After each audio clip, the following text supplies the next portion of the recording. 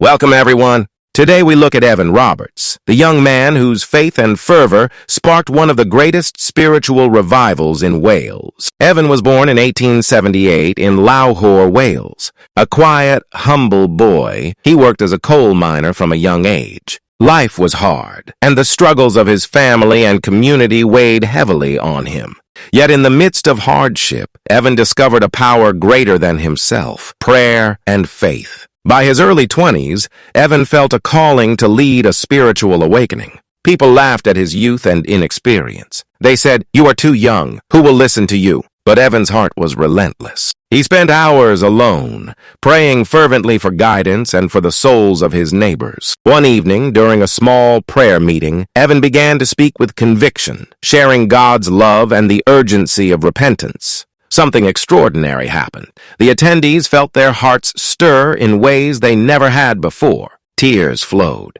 Confessions were made. The room seemed alive with the presence of God. Word of Evan's fervor spread. Crowds gathered, sometimes numbering in the thousands, as people hung on his every word. He spoke simply, yet with a fire that ignited hope, repentance, and transformation.